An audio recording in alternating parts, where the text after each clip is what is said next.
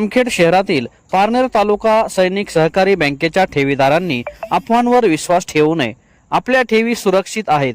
ज्यावेळी आपण गरज असल्यास त्यावेळी बँकेच्या वेळात आपण आपल्या ठेवी काढू शकता, असे आवाहन पारनेर बँकेचे संचालक दत्तात्रय सोले पाटील व व्यवस्थापक सुनील आंग्रे यांनी ठेवीदारांना केले आहे।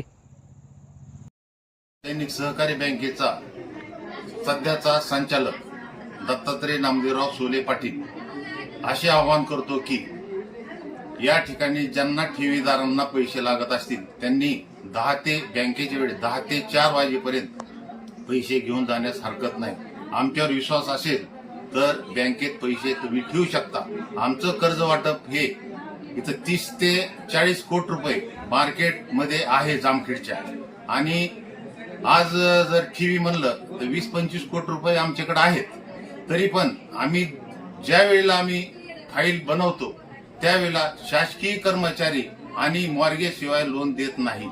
शासकीय कर्मचारी जामीनदार घेत असतो, त्यामुळं तुम्ही काही गडबडून जाण्याची गरज नाही। सभासदांनी हा विश्वास ठेवावा हीच आमची नम्र विनंती। सकाळी आमचे बँकेत टाइम 10 ते 4 वाजेपर्यंत ठेवीदारांनी ज्यांना पैसे लागतील त्यांनी त्यांचे पूर्ण पैसे घेऊन जाऊ शकतात। आमच्यावर विश्वास असेल तर पैसे इथं ठेवायला अडचण येणार नाही।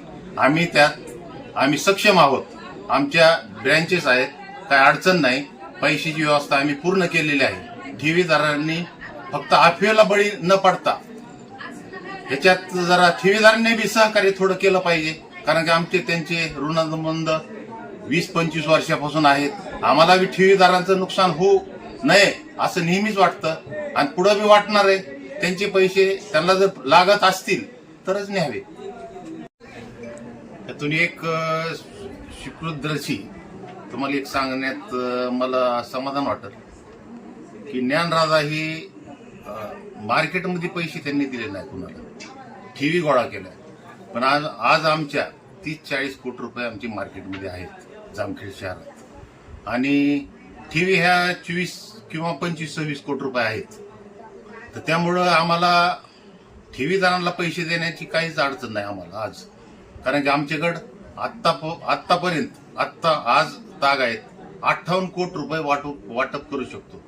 त्यामुळं इथं काही गैरसमज झालेला असेल ठेवीदारांचा, तर त्याबद्दल त्यांचा गैरसमज आम्ही दूर करण्यात पैसे आमच्याकडे आहेत। मी सुनील भीमाजी आंग्रे, सैनिक बँक शाखा व्यवस्थापक जामखेड, अशी आवाहन करतो की काही घाबरण्याचे कारण नाहीये।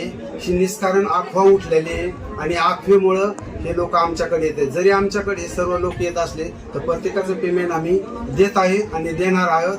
तर बँकिंग टायमिंग मध्ये जरी आले तरी प्रत्येकाचं पेमेंट देऊ। घाबरण्याचं काही कारण नाही। या अफवेला, कोणत्याही अफवेला बळी पडू नये।